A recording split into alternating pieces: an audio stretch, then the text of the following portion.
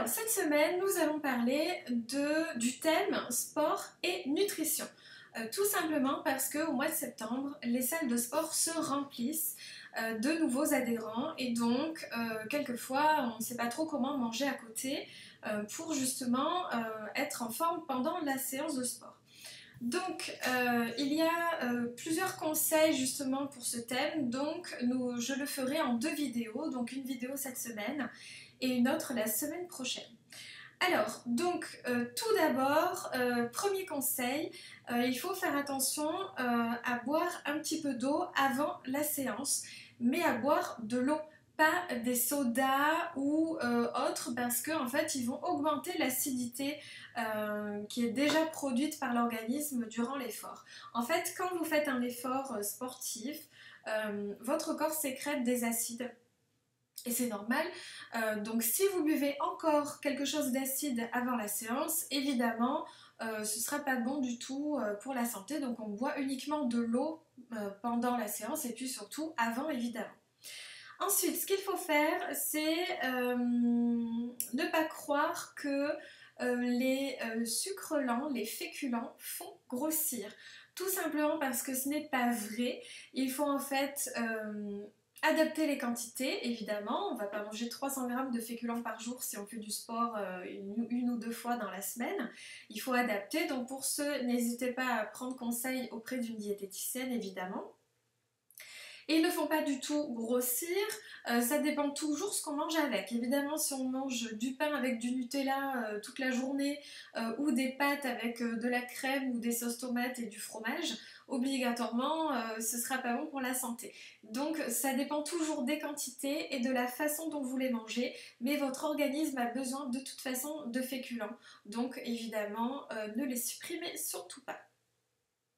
Ensuite, ce qu'il faut faire, c'est éviter certains aliments, notamment les barres chocolatées, les pâtisseries, les brioches, les gaufres, etc.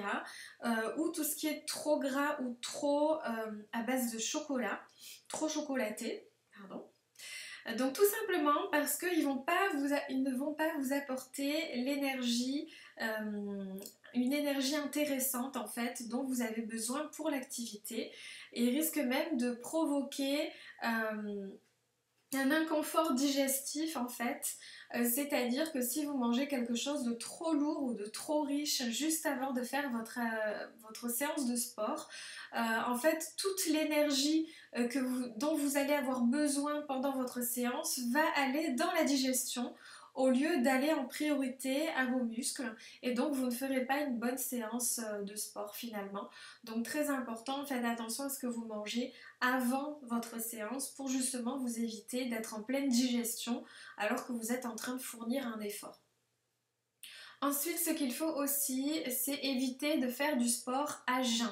J'entends beaucoup de personnes autour de moi, dans les magazines ou sur internet, des personnes qui font leur sport à jeun pour soi-disant puiser dans les graisses. En fait, non, parce que vous risquez aussi de puiser dans vos protéines musculaires. Donc, c'est tout ce qu'on ne veut pas. Si vous faites du sport à jeun, votre organisme n'aura pas les nutriments en fait dont il a réellement besoin et obligatoirement à un moment donné vous allez le ressentir et vous n'aurez pas les résultats escomptés au final. Donc ensuite, autre et dernier conseil pour cette semaine, c'est de prévoir votre collation 1 heure à 1h30 avant votre séance de sport. Comme je vous ai dit tout à l'heure par rapport à la digestion.